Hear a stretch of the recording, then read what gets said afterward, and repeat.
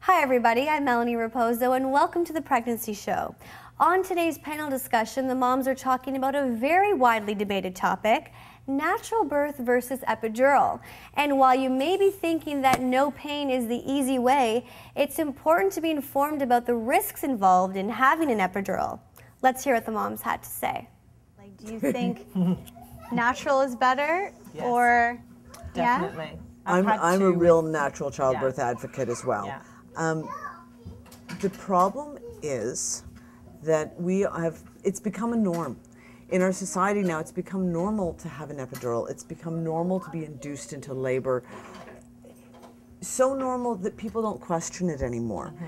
And doctors, so normal that they don't really tell women that there are side effects and there are some very serious risks with both, thank you, with both epidural and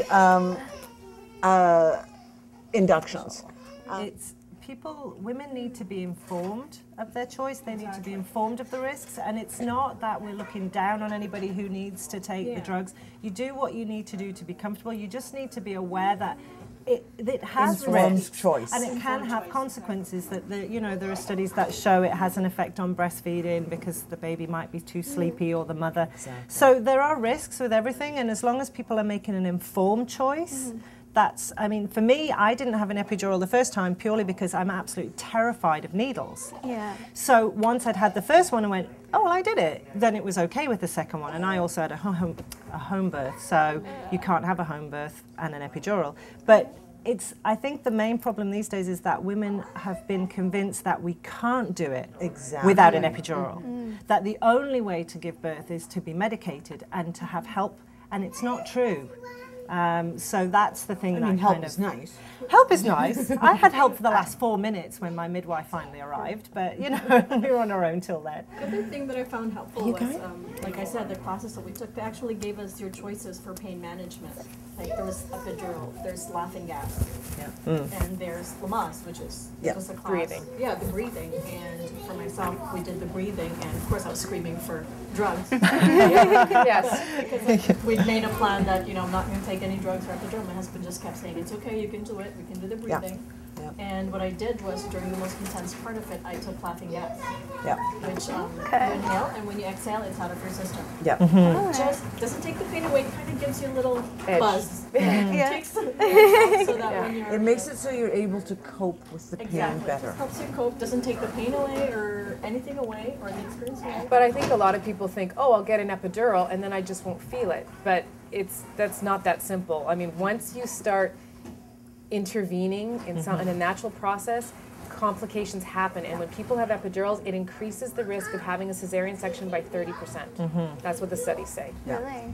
So and the pain is motivated. The pain is motivated. The pain is there for a reason, and when you're in pain, then you will do everything you can to deliver your baby. When you're not feeling anything, you don't know when you're having a contraction, you don't know how to...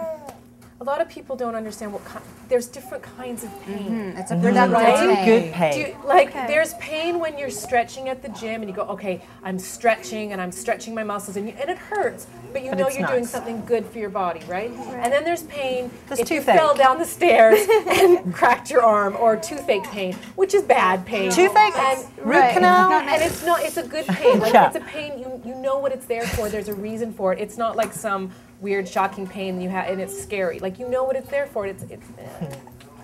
I can talk because mine was natural. Me too. Well, I was scared of the pain. That's one of the problems with the epidural is it blocks all pain sensation. So no warning pains either. 3 of my 4 children were born by cesarean section, all 3 of them emergency cesareans.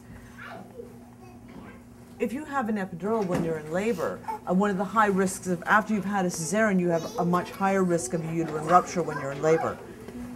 If you have an epidural, you can't feel. You cannot feel any warning pains that could be coming. Your body warning you something is going wrong.